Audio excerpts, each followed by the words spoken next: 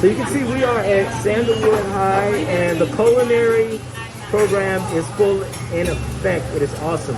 And if you notice right here, who we have is Chef Love from Soul Cuisine. Chef Love, how are you? I am fantastic. Absolutely. And I noticed that wherever you go, you spread the love. Is that correct? Yes, sir. Absolutely. You spread the love. And I see this delicious looking. Is the baked chicken coming out? This is actually smoked chicken Oh, with my my goodness. special seasoning on there. Oh my God, it is so good. Oh, my We're goodness. making sure the temperatures are right, which is very important. Awesome. Make sure it's done. Awesome. And I have these terrific students here at Sandalwood, like Will, Hey, Will. who has a passion to cook. He already works in the restaurant industry. Awesome, Now Will. he's formally getting more educated.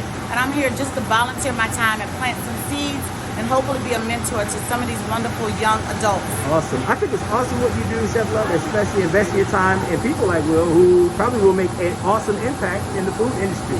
So tell me something else about how important it is to invest time in the youth like Will. So these young adults, thank you, Will, these young adults are our future. Right. You know, we all like to eat out. If we're not mentoring them, helping them to find their dreams, their goals, their passion, then I don't know. That's what we're supposed to do. All of these kids need to be shaped and molded.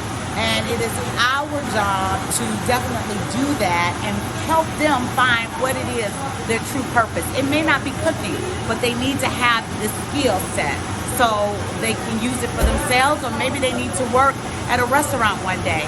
My job with the gifts that God has given me is to just instill and plant seeds and help and just be another voice.